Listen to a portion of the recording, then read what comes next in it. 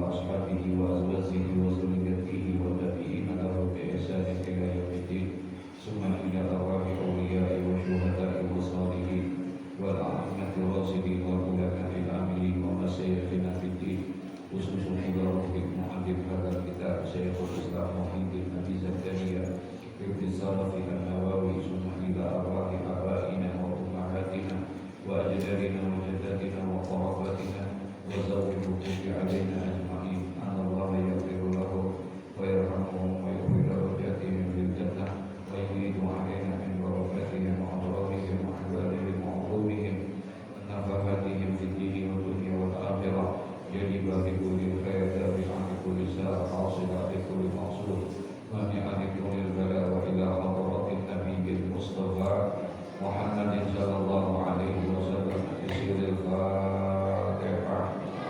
أعوذ بالله من الشيطان الرجيم بسم الله الرحمن الرحيم الحمد لله رب العالمين الرحمن الرحيم مالك يوم الدين إياك نعبد وإياك نستعين اهدنا الصراط المستقيم صراط الذين أنعمت عليهم غير المغضوب عليهم ولا الضالين آمين.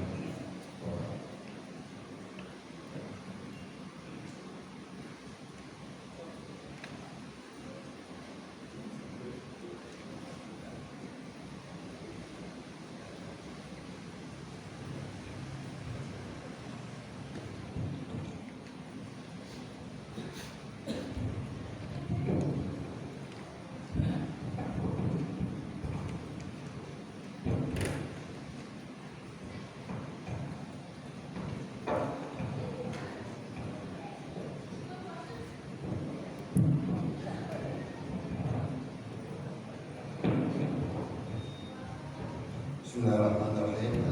Kita Riyadhus Shalihin masih di dalam bab ta'zim hurmatil muslimin wa bayan huquqihim wasyafa'ati 'alaihim wa rahmatihim. Bismillahirrahmanirrahim.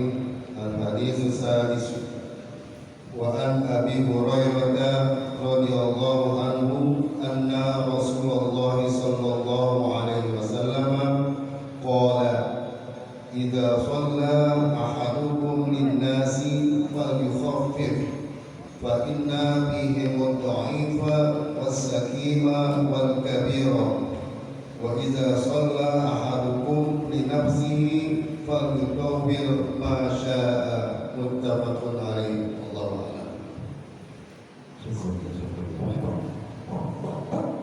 Bismillahirrahmanirrahim. Alhamdulillahi rabbil alamin. Wassalatu wassalamu ala asrafil anbiya'i wal mursalin sayyidina wa habibina wa syafi'ina wa maulana Muhammadin wa ala alihi wa sahbihi ajma'in. Amma ba'du, qala Allah ta'ala fi kitabihil karim wa huwa asdaqul qa'ilin. Rabbi shrah li sadri wa yassir li amri wahlul 'uqdatam min lisani yafqahu qawli. Rabbi yassir wa la tu'assir Rabbi tammim bil khair subhanaka la ilma lana illa ma 'allamtana innaka antal alimul hakim wa la hawla wa la quwwata illa billahil aliyyil azim. Wa an Abi Hurairah radhiyallahu anhu anna Rasulullah sallallahu alaihi wasallam qala idza shalla ahadukum lin-nas falyukhaffif fa inna fihi ad-dha'ifa was-sakima wal-kadira wa idza shalla ahadukum li nafsihi falyutawwil ma syaa muttafaqun alaih. Wa fi riwayatin wa dzal hajati. Hadis selanjutnya, jadi hadis yang disepakati kesahihan hadis ini oleh dua imam besar dalam ilmu hadis, yaitu Imam Bukhari dan Imam Muslim. Kesepakatan ini disebut dengan muttafaqun alaih. Dan didapatkan ini hadis dari salah salah seorang sahabat Nabi Muhammad SAW yang bernama Abdurrahman bin Sakhar Ad-Dawsi, yaitu yang dikenal dengan Abu Hurairah radhiyallahu anhu. Anna Rasulullah sallallahu alaihi wasallam qala, kata Sayyidina Abu Hurairah bahwasanya Rasulullah sallallahu alaihi wasallam bersabda, kata Nabi, iza shalla ahadukum bin nas, apabila salah seorang kamu bersembahyang untuk orang lain, orang banyak, artinya apabila salah seorang di antara kamu menjadi imam di dalam sembahyang, ya, fal yukhaffif, maka hendaklah diringankan salatnya. Jadi kalau mau jadi imam, kata Nabi, maka ringanin itu sembahyang. Kenapa? Fa inna fihi, karena sesungguhnya di dalam sembahyang berjamaah itu, mereka orang-orang yang ikut sembahyang berjamaah itu ad-dhaifah, ada orang yang sudah lemah fisiknya, wasaqimah, ada orang yang sakit, wal kabira, dan juga mungkin sudah ada orang yang tua ikut sembahyang di situ. Jadi imamnya harus mengerti, ya, harus diringankan sembahyang. Tapi kata Nabi, wa idza shalla ahadukum, apabila sembahyang salah seorang, dia li nafsihi, buat dirinya sendiri, di sembahyang sunnah misalnya, dia sembahyang sendiri, fal yutawwil masya'a, maka boleh dia memperpanjang itu sembahyangnya sesuai dengan yang dia kehendaki. Ya, kalau sembahyang apa? Sendiri. Tapi kalau sembahyang berjamaah, imam ini falyukhafif, ringanin sembahyangnya. Jangan ngikutin hawa nafsunya dia, jadi imam. Gitu. Kenapa? Karena yang namanya sembahyang berjamaah itu kan dua syaratnya. Ada imam, ada makmum. Untuk makmum, siapapun boleh jadi makmum. Boleh kan? Orang tua boleh jadi makmum. Anak kecil, yang sehat, yang sakit, siapa aja boleh jadi makmum. Ya, yang sakit boleh, yang sehat boleh jadi makmum. Abu Hurairah pernah dipanggil oleh Rasulullah. Kata Rasulullah, ya Aba Hurairah, salli ma'al jamaah wa law jalisan. Wahai Abu Hurairah, sembahyanglah kamu dengan berjamaah, sekalipun engkau sembahyangnya dalam keadaan duduk. Berarti kalau dalam keadaan duduk, orang itu lagi sehat atau lagi sakit? Berarti kalau begitu yang sakit boleh jadi makmum, yang sehat boleh, yang sakit boleh, yang kaya boleh, yang miskin boleh, siapa saja boleh jadi makmum. Ya. Nah, buat imam tidak. Imam itu satu di antaranya, dia ini harus bisa mengerti tentang kondisi daripada makmum. Ya, kata Nabi, sesungguhnya di dalam sembahyang berjamaah itu beraneka ragam orangnya. Ada yang sehat, ada yang sakit, ada yang kuat, ada yang lemah, ada yang tua, ada yang muda. Bahkan wafi riwayatin, bahkan dalam satu riwayat yang lain, wazal hajati, ada juga orang yang sembahyang berjamaah, ya, tapi dia punya hajat, gitu. Dia nggak mau tinggalin sembahyang berjamaah, padahal dia lagi ada keperluan. Dia tetap dia mau sembahyang berjamaah. Ntar habis sembahyang baru dia ini nggak tahunya tuh imam ngikutin hawa nafsunya dia. Mudah-mudahan imamnya hafiz Quran 32 juz, ya. Imamnya hafal Quran, saya rokaat pertama wakilah, jangan kata, ya, dia harus khafif dengannya, masya Allah, satu gambaran yang luar biasa, ya, bahwa menjadi pemimpin yang harus begitu, harus mengerti tentang kondisi daripada siapanya, rakyatnya,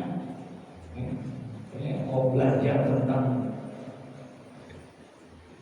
hidup dan kehidupan kita, baik secara pribadi ataupun secara bermasyarakat, diajarkan di dalam sholat. Jadi sholat ini mempunyai nilai kandungan yang luar biasa, hikmah yang terkandung, nilai-nilai filosof yang ada di dalam sholat, bahkan dalam seluruh amal ibadah yang ada di dalam Islam itu amat sangat luar biasa. Terkadang kita kurang memperhatikan tentang itu. Kita ini lebih banyak kecenderungannya terhadap masalah tentang hukumnya saja, ya. Kita lebih cenderung di dalam membahas masalah fikihnya saja. Nah itu, bagaimana syarat sah sholatnya, bukan gak boleh, emang itu perlu untuk kesempurnaan. Tapi kita juga harus mengambil pelajaran, nilai dan hikmah yang terkandung dalam ibadah itu. Subhanallah.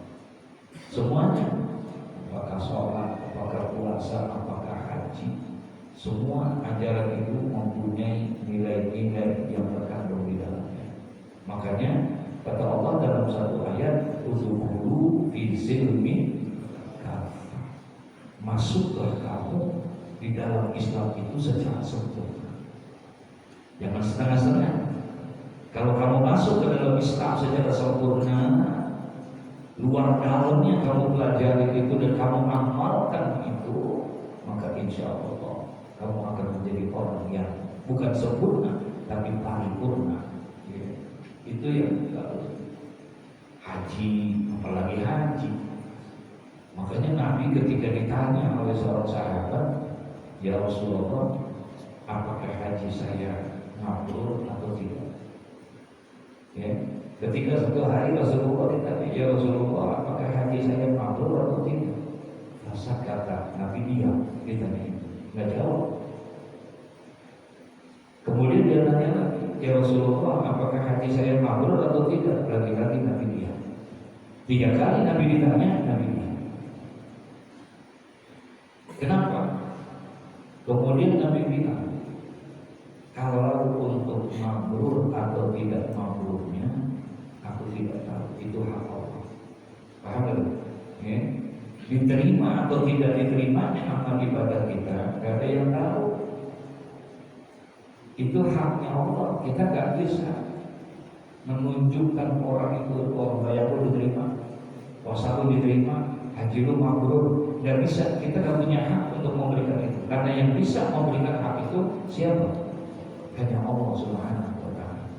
Jadi Nabi bilang, kata Nabi Muhammad, saya tidak tahu karena itu bukan hak saya. Itu hak prerogatifnya Allah yang bisa menyatakan apakah itu diterima atau tidak diterima. Tapi min ada nabil mabrur, tanda di antara tanda-tandanya mabrur. Nah, ada kata Nabi.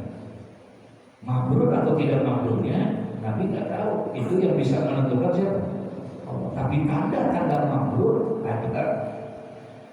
Haji itu tanda mabrurnya di mana? Nah, tinggal dilihat. Kalau menurut Mu'alim Syafi'i Al-Adami, ya, ketika saya tanya sama beliau tentang ini, saya bilang, Mu'alim, maaf, sebentar lagi kami mau berangkat haji. Ya. Ngobrol, kemudian kira-kira Mu'alim, semua cita-cita orang yang berangkat haji, semua cita-cita orang yang berangkat haji, siapapun dia, pasti cita-citanya adalah ketika dia berangkat haji, pulang ke tanah air, bisa meraih haji yang mabrur. Nah, bagaimana Mu'alim supaya bisa mendapatkan haji yang mabrur? Beliau hanya bilang, untuk bisa menjadi haji yang mabrur itu tiga yang mesti dipersiapkan. Ya, untuk bisa menjadi haji yang mabrur yang perlu dipersiapkan itu tiga. Apa? Yang pertama, persiapkan qoblal haji, wa indal haji, wa ba'dal haji. Orang bisa dikategorikan hajinya mabrur kalau tiga ini sudah dia persiapkan dengan baik. Qoblal haji, indal haji, ba'dal haji. Jadi kalau dia mau berangkat menunaikan ibadah haji dan hajinya pengen haji yang mabrur, ya, karena haji mabrur itu al-hajju mabrurun laisa lahu jazaa'un ila jannah. Tidak ada balasan bagi orang yang berangkat haji kecuali hajinya itu haji yang mabrur. Bagi haji yang mabrur tidak ada balasannya dari Allah kecuali adalah apa? Surga yang Allah Subhanahu wa taala. Nah, untuk bisa mendapatkan haji yang mabrur, tiga. Yang pertama, mesti dilihat dulu qoblal hajinya sebelum berangkatnya. Jadi dia mesti mempersiapkan dirinya untuk meraih kemabruran itu sebelum daripada berangkat. Yang pertama yang mesti dipersiapkan itu hartanya. Ya. Jangan sampai orang itu berangkat menunaikan ibadah haji tapi hartanya harta yang haram. Ya, tidak akan mungkin kita bisa mendapatkan haji yang mabrur kalau hartanya itu harta yang haram. Tidak bisa.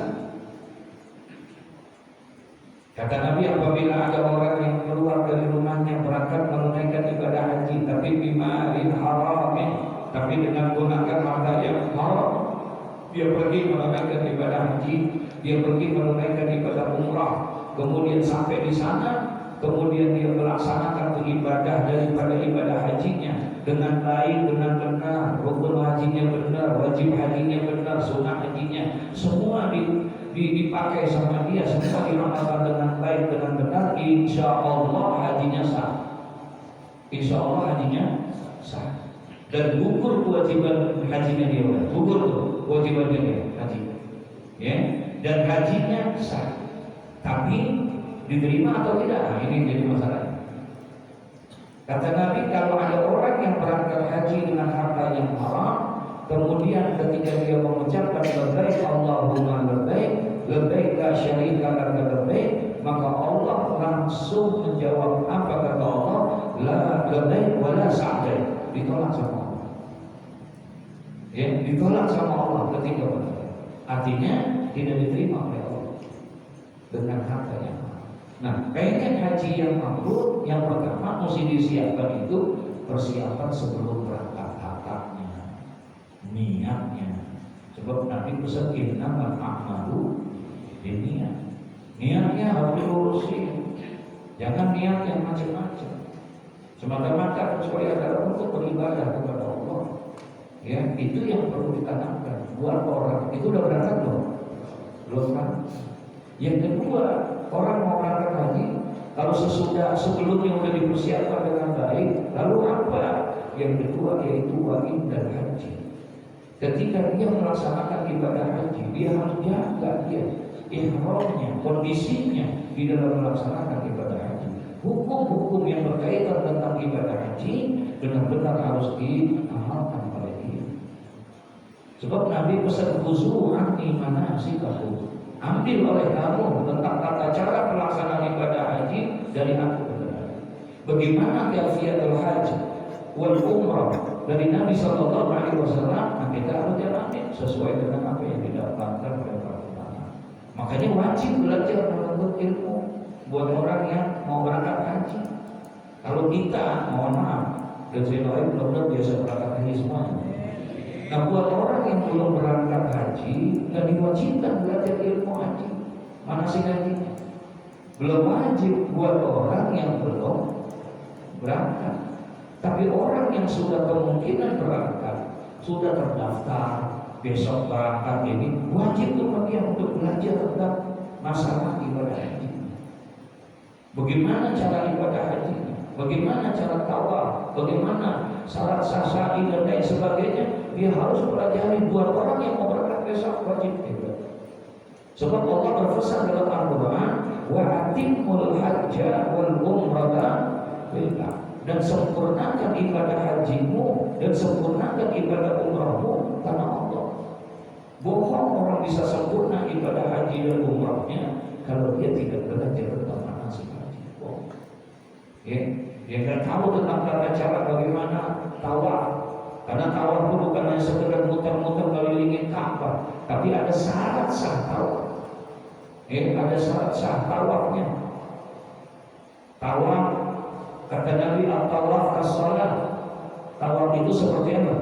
Salat, artinya harus dalam keadaan bersuci. Walaupun di dalam tawaf boleh bicara, boleh minum, boleh.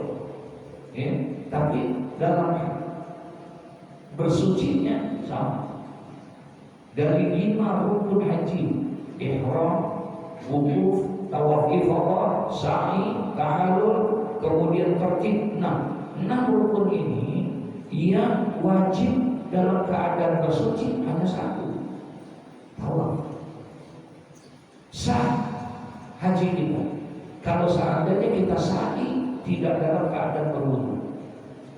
Sah wukuf kita kalau seandainya kita wukuf tidak dalam keadaan berwudu. Bahkan orang yang haid pun sah wukufnya. Jadi sah. Yang tidak diperbolehkan itu, yang harus dalam keadaan berwudu adalah apa? Tawaf. Dalam tawaf itu harus dalam keadaan berwudu. Nah, bagaimana mungkin dia bisa tahu tentang itu kalau dia tidak belajar? Nah, orang yang pengen mendapatkan haji yang mabrur, wajib tuh dia belajar. Dia tanya sama guru-gurunya, dia tanya sama ini. Insya Allah, ya harus tuh wajib kalau memang dia pengen berangkat, wajib belajar tentang manasikul haji. Dan dia juga harus jaga ihramnya dia, jangan sampai rusak ketika dia dalam keadaan berihram. Makanya ada ayat la rafasa wala fusuqa wala jidala fil haji. Ada ayat la rafasa wala fusuqa wala jidala fil haji. Enggak boleh rafas dalam keadaan berihram, enggak boleh kita rafas. Apa itu rafas? Berbuat atau berkata yang berbau porno, yang mengandung syahwat. Dalam keadaan dia dalam keadaan berihram, bercanda, bercumbu sama istrinya, ngomong yang berbau syahwat, mengakhirkan syahwat. Dalam keadaan berihram nggak boleh.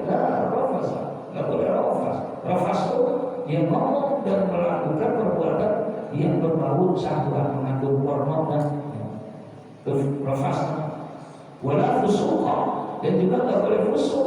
Orang beribadah haji dalam keadaan berihram nggak boleh fusuk. Fusuk itu apa? Berbuat jahat, atau berbuat kesalahan, bahkan termasuk orang yang menyesali ibadah haji itu, ibadah umrah itu termasuk fusuk.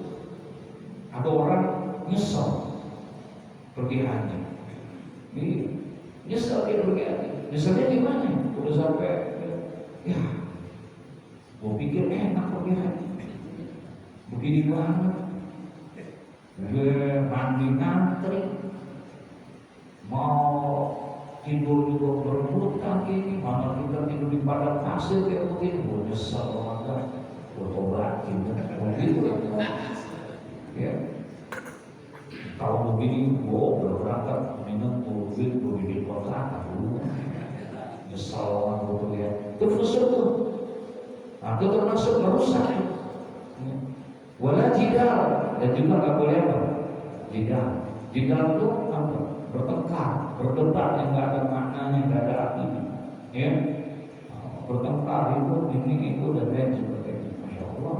Nah itu juga dapat merusak daripada ibadah haji. Kalau pengen mendapatkan haji yang mabrur, ya itu dari sisi fikih. Nah kemudian katanya orang yang mau melaksanakan mendapatkan haji yang mabrur, persiapkan sebelum berangkat, persiapkan ketika lagi melaksanakan wafat haji. Haji mabrur itu terlihat juga sesudah berangkat hajinya. Sesudah pulang haji, sudah rapi haji dirinya. Ada perubahan kan? Kalau ada perubahan, nah itu kata-kata. Makanya nanti ketika ditanya, bagaimana haji saya mabrur atau tidak? Kata Nabi, Anda video. Dia jawab, yang tahu mabrur atau tidak mabrurnya siapa? Allah. Tapi tanda-tanda daripada mabrur itu ada. Apa tandanya?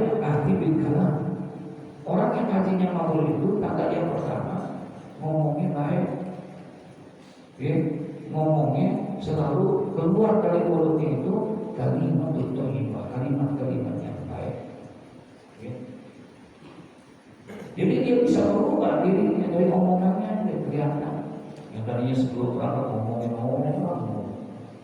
pas pulang alhamdulillah, ya, udah mulai ada bedaan dikit, gitu, diem,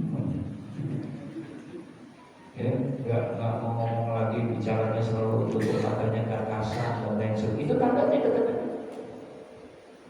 Jadi tandanya orang yang pergi haji mabrur bukan hanya jidatnya hitam, bukan karena dia haji yang mabrur pulang dikit-dikit pakai kain ihram di kampung ini. Bukan itu. Yang pertama dia bisa nggak jaga mulutnya. Allah. Ya. Nah, diambil tuh dia. Makanya tidak ada pelaksanaan ibadah haji itu yang menjadi bacaan yang wajib dalam ibadah haji, tidak ada. Semuanya sunnah saja. Semuanya sunnah saja. Ya, dan sunnah dianjurkan memperbanyak talbiyah, banyak talbiyah. Ya, nah itu tanda daripada orang. Kemudian yang kedua, wa it'amut ta'am. Orang yang pulang haji itu suka peduli kepada orang. Ya, dia punya perhatian dan kepedulian kepada orang itu meningkat. Nah, nggak bakhil orang, nggak pelit. Ada perubahan kan? Kalau seandainya sebelum berangkat dia emang orang yang pelit gitu, pas pulang berubah jadi medit, itu sama aja, pelit mau medit. Berubah ini jadi orang yang baik, jadi orang yang baik. Nah itu tanda-tanda. Nah makanya kata Nabi, kalau seandainya kita bisa memanfaatkan itu, kita bisa mengambil nilai-nilai yang terkandung di dalam ibadah, maka engkau akan menjadi orang yang paripurna, termasuk di dalam sembahyang. Ini si Nabi bicara, idza shalla ahadukum linnas, apabila kamu memimpin sembahyang menjadi imam buat orang lain, kata Nabi. Bila jadi imam, apabila kamu menjadi imam, maka di dalam sembahyang buat orang lain, fal yukhaffif, ringanin sembahyang. Ringankan sembahyangmu. Jangan kamu ini pemimpin.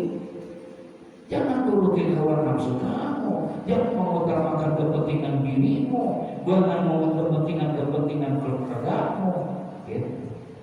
Pentingnya lihat keluar apa makmum. Karena fa'inna fihi al-dha'ifah was-saqimah wal-kabira waz-zarrajati. Karena yang jadi makmum itu macam-macam. Ada yang tua, ada yang muda, ada yang lemah fisiknya, ada yang kuat fisiknya, ada yang sakit, ada yang sehat, ada yang mau punya hajat. Jangan turutin hawa nafsu kita jadi imam. Kesian atau orang pakai kakek emang udah lemah banget, jalan juga susah, sembahyang. Itu imam baca surah panjang banget, Al-Baqarah. Ya, ini udah berletak pas lagi rukuk, udah itu semua. Kesian jangan. Ya. Nah, ambil tuh pelajaran dari situ semua kata Nabi Subhanallah. Emang nggak boleh baca surah yang panjang? Boleh nggak? Silakan. Dituliskan hadis ini mana Nabi? Wa idza shalla ahadukum li nafsihi. Apabila salah seorang kamu melaksanakan sholat buat dirinya, artinya sendiri sembahyangnya. Kalau tadi sembahyangnya berjamaah. Kalau berjamaah kamu harus perhatikan makmum. Jangan kamu ikutin diri kamu.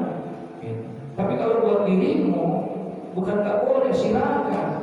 Idza shalla ahadukum li nafsihi, maka apabila salah seorang kamu sembahyang buat dirimu, sembahyang sendiri buat dirimu itu, fal yutawwil masa, silakan.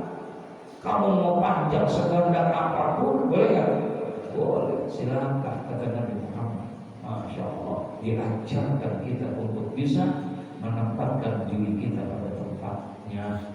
Ya, itu orang yang cerdas, orang yang hebat, dia seperti itu. Dia bisa menempatkan dirinya, gitu, di mana dia bisa berada. Subhanallah. Dan itu susah untuk bisa seperti itu. Ya, ngomong jangan sembarangan ngomong, mesti sesuai. Omongan itu kan ada tempatnya, dan tempat itu ada omongannya. Makanya kata orang Arab apa itu? Ya, apa di sana? Likulil maqalil maqam wa likulil maqamil maqam. Kata orang Arab, likulil maqalil maqam. Bagi setiap perkataan itu ada tempatnya. Setiap ucapan itu, setiap omongan itu pasti ada tempatnya. Walikulil maqamil maqam, dan setiap tempat itu pasti ada perkataannya. Tinggal kita lagi di mana posisinya kita. Ya. Jangan kita ngisi pengajian nenek-nenek gitu, kita bicarakan tentang fluktuasi dolar. Ya, dipaham juga ada. Itu bukan pada tempatnya namanya. Yang kita ajarkan kepada mereka sesuai dengan apa yang kita tahu. Wa an Aisyah radhiyallahu anha qalat, in kana Rasulullah sallallahu alaihi wasallam la yad'ul amala wa huwa yuhibbu an ya'mala bihi khasyata an ya'mala bihi an-nas fa yufrad 'alaihi, muttafaqun 'alaihi. Insyaallah. Ya, hadis yang selanjutnya masih hadis yang disepakati oleh Imam Bukhari dan Imam Muslim. Didapatkan ini hadis dari Sayyidatuna Aisyah radhiyallahu anha. Ya, semoga Allah memberikan keridhaan kepadanya. Yani istri Nabi kita Muhammad sallallahu alaihi wasallam. Qala, berkata ini Sayyidatuna Aisyah. Ya, apa kata Sayyidatuna? In kana Rasulullah sallallahu alaihi wasallam la yada'ul amal. In kana Rasulullah sallallahu alaihi wasallam, jikalau adalah Rasulullah sallallahu alaihi wasallam, la yada'ul amal, beliau meninggalkan amal perbuatan. Dia tinggalin itu amal perbuatan. Wa huwa yuhibbu, ya sebenarnya beliau senang dengan amalan itu. Ya, ayyamala bihi, ya, untuk mengerjakan amalan itu. Nabi senang kerjainnya. Lalu kenapa Nabi berhenti? Ya, Nabi tidak lanjutin. Khasiyata ayyamala bihin nas fayufraqu alaihi. Karena Nabi khawatir. Nabi merasa khawatir ayyamala bihin nas, ya, takut orang-orang itu beranggapan bahwa amal yang dilakukan oleh Nabi Muhammad itu fayufraqu alaihi, itu dianggap menjadi suatu kewajiban buat mereka. Padahal itu bukan sesuatu yang wajib. Cuma Nabi benar-benar ngerjainnya. Makanya Nabi satu masa diberhentikan oleh Nabi, supaya orang menganggap bahwa itu bukan sesuatu yang wajib. Gitu. Rasulullah ini punya sifat khususnya. Jangan disamakan kita dengan Rasulullah. Beliau ini basyarun la kal. Ya, punya sifat khususnya. Contoh misalnya sembahyang tahajud. Sembahyang tahajud bagi Rasulullah wajib. Sembahyang tahajud bagi Rasulullah wajib. Rasulullah nggak pernah meninggalkan tahajud. Nanti dalam kitab ini digambarkan pernah satu malam Rasulullah ketinggalan, tidak meninggalkan, tidak melaksanakan sholat di waktu malam. Besok paginya, siangnya dikodok tahajudnya. Kita pernah kodok tahajud? Hah? Udah berapa? Ibu gimana mau kodok tahajud ini? Tapi Rasulullah sifat khususnya buat Rasulullah. Ya, buat Rasulullah itu punya sifat-sifat khususnya. Gitu. Yang dilakukan kepada Rasulullah. Makanya kadang-kadang Rasulullah meninggalkan itu pekerjaan supaya orang jangan menganggap pekerjaan itu menjadi apa? Jadi wajib, jangan-jangan jadi wajib. Gitu. Untuk mengerjakan yang namanya sembahyang tahajud misalnya, Rasulullah tinggal puasa Rasulullah pernah melakukan puasa. Emang Rasulullah mengerjakan puasa itu misalnya terus menerusan, bukan hanya siang malam berpuasa. Nah buat kita itu enggak, ya ada batasannya puasanya itu. Nggak bisa kita.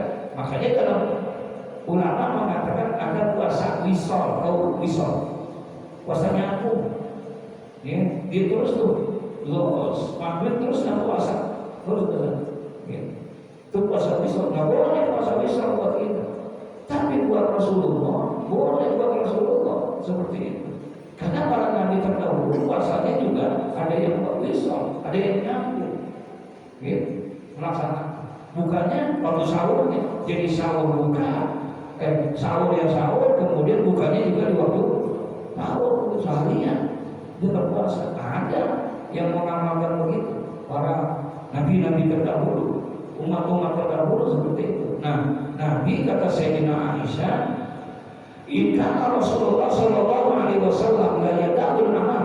Jikalau adalah Rasulullah Sallallahu Alaihi Wasallam itu, ya, meninggalkan satu amal, wa huwa yuhibbu, sementara dia senang dengan amal itu, ayyamala bihi, untuk melakukan dan mengerjakan amalan itu.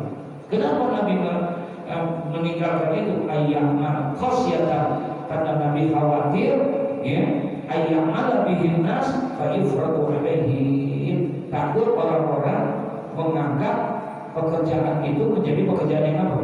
Yang wajib. Kalau itu jadi pekerjaan yang wajib, khawatir Nabi nggak bakalan mampu kita. Bisa kita bayangin kalau seandainya tahajud menjadi wajib buat kita, kira-kira gimana? Ya, kalau tahajud dijadiin wajib, apalagi tahajudnya disuruh ya sepertiga malam, waduh repot. Makanya ada qiyamul lail, ada tahajud, beda nih. Qiyamul lail sama tahajud. Ya, kalau tahajud sudah pasti qiyamul lail. Tapi qiyamul lail belum tentu tahajud. Ya, qiyamul lail belum tentu tahajud. Tapi kalau tahajud sudah pasti. Qiyamul lail itu bangun di waktu malam, beribadah di waktu malam, itu namanya qiyamul lail. Kita nih, ya, dan kita i'tikaf di masjid. Kita baca Quran, kita baca ini, kita baca itu, semua itu qiyamul lail. Makanya termasuk juga tarawih itu disebutnya juga apa? Qiyamul lail. Yang penting dikerjakannya di waktu itu qiyamul lail. Allahumma rabbana taqabbal minna salatana, terus apa? Wa siyamana wa qiyamana. Makna wa qiyamana dalam doa itu adalah salatul tarawih. Ya. Itu wasiyamana wa qiyamana, dan terimalah puasa kami dan qiyamana tarawih kami, ibadah di waktu malam kami, qiyamul lail kami. Jadi tarawih itu qiyamul lail itu ibadah yang dilakukan di waktu malam. Enggak mesti persyaratan. Kalau tahajud ada syaratnya. Yang namanya tahajud syaratnya sembahyang di waktu malam dengan catatan syaratnya yang pertama dia sholat isya, yang kedua sudah apa? Tidur itu. Sudah isya, sudah tidur, udah. Walaupun dia kerjainnya jam 10, habis sembahyang isya tidur dia. Jam 7:30, jam 8 tidur, ngantuk. Jam 10 mendusin. Tahu mendusin? Bangun, dia sembahyang, tahajud, boleh nggak? Boleh nggak? Boleh. Kenapa? Karena syaratnya udah dapet. Udah sembahyang isya, udah. Sekalipun sembahyang isyanya sebelum waktunya. Contoh, kita mau ke Bandung nih, dan kemudian kita jalan di rest area maghrib, paham ya? Di rest area maghrib di Cikampek kita istirahat, ya. Kemudian kita pengen ini sembahyang jamak takdim. Kalau jamak takdim berarti isyanya kita main. Kita tarik di waktu apa? Di waktu maghrib sembahyang. Boleh, jangan naik mobil. Ketika naik mobil tidur di mobil, bangun sampai di sana jam 9:30, ambil wudhu sembahyang tahajud, boleh nggak? Boleh nggak? Boleh. Ya, karena syaratnya itu padahal isanya bukan di waktu isya. Itu kita jamakkan boleh. Ya. Walaupun tidur. Jika kadang-kadang udah tidur seperjalanan tidur di mobil. Sampai di sana kalau bisa tidur. Waduh, Allah nanti tidur mas biar apa? Kakak bisa tidur. Nah, Nabi menghentikan amalan-amalannya bukan karena apa-apa, ya, karena khawatir takut sahabat-sahabat menganggap itu jadi suatu apa? Kewajiban, ya, suatu kewajiban kayak tarawih, gitu, ya. Kemudian Nabi tinggalin, sehingga orang tak menganggap itu merupakan suatu wa'anha. Yang ketiga, ya, jadi hadis yang ke-9 dan hadis dari Sayyidina Aisyah, dia masih wa'anha, yakni Aisyah radhiyallahu anha. Qalat, berkata dia, Sayyidatina Aisyah, nahahu Nabi sallallahu alaihi wasallam anil wisali rahmatan lahu. Ya, Nabi sallallahu alaihi wasallam, kata Sayyidatina Aisyah, melarang daripada mereka itu berpuasa anil wisali, daripada puasa yang nyambung, siang puasa malam puasa. Wisal namanya, puasanya namanya puasa wisal, yaitu puasa yang nyambung siang dan. Kata Sayyidatuna Aisyah, nah hukum Nabi sallallahu alaihi wasallam anil wisali, yang telah melarang mereka oleh Nabi sallallahu alaihi wasallam daripada berpuasa wisal, yaitu puasa nyambung siang sampai malam. Nabi larang sebagai apa? Rahmatan lahu, sebagai bentuk kasih sayang Nabi kepada mereka. Ya, faqalu, kemudian sahabat bertanya, kata sahabat, innaka tuwasilu ya Rasulullah, ya wahai Rasulullah, bukankah engkau yang juga melaksanakan itu puasa sambung siang malam? Sahabat tanya nih, kok kami gak boleh? Paham ya? Sementara Nabi ngerjain. Innaka tuwasilu, bukankah engkau juga mengerjakan puasa itu ya Rasulullah, puasa wisal? Kemudian Nabi berkata, apa? Ini lastu kahayatikum, aku ini, keadaan aku ini, ya, berbeda dengan keadaan kamu. Paham? Ya, keadaan aku berbeda dengan keadaanmu. Inni yut'imuni Rabbi wa yasqini. Ya, Allah sesungguhnya telah diberikan oleh Allah kepada aku, wa yasqini, yang tidak diberikan itu kepada orang lain. Allah memberikan kepada aku, dan Allah juga memberikan kekuatan yang beda dengan kamu sekalian. Wa ma'nahu, maknanya itu yaj'alu fiyya quwwatan man akala wa syariba. Allah jadikan, berikan kekuatan kepada aku, di dalam kekuatan aku seperti orang yang makan dan minum. Artinya kalau Rasulullah itu dia kata dia nggak makan, dia nggak minum, itu Rasulullah dikasih apa? Kekuatan sama Allah.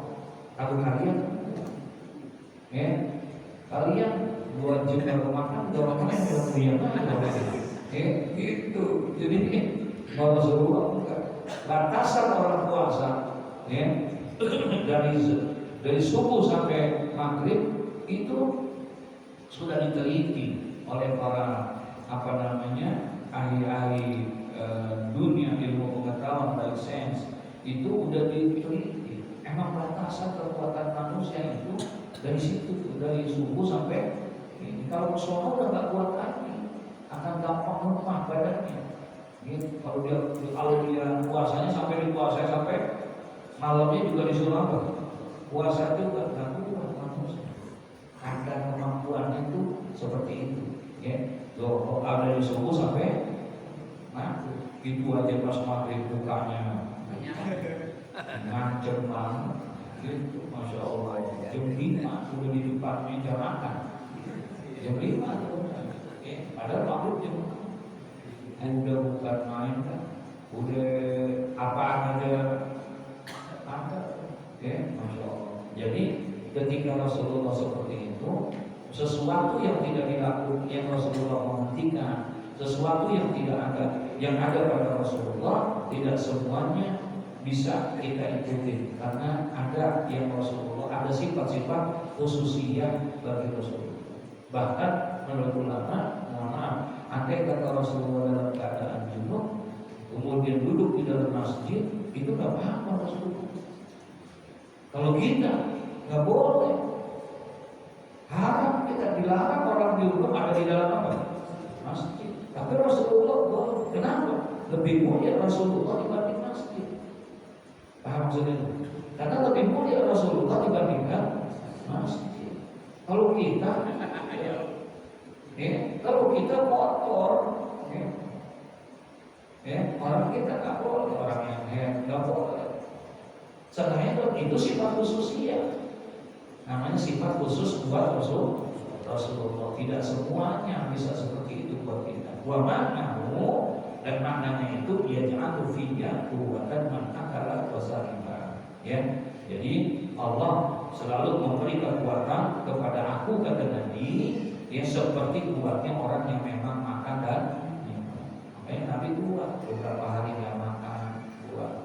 Ya, diikat perutnya pakai batu-batu, dikasih kekuatan. Gitu. Orang makanya Sayyidina Umar nanya, ya Rasulullah, kau sakit? Enggak. Benar. Kenapa? Enggak, aku benar tadi bunyi lagi sembahyang tuh, Nabi bunyi lagi rokok bunyi bangun bunyi kayak begitu, kayak sesuatu yang bergeser. Oh iya, dibuka sama Nabi. Ternyata Nabi sedang mengikat satu batu kecil, ya, di sorbannya, diikat di perutnya, menahan apa? Lapar. Karena beberapa hari Nabi makan. Masya Allah. Kalau kita bisa begitu, ya, Masya Allah, nggak mampu kita. Jadi ada sifat khususiyah buat wa an Nabi Qatadah ila akhiri wallahu a'lam bishawab. Ya, mudah-mudahan bermanfaat. Amin. Al-Fatihah.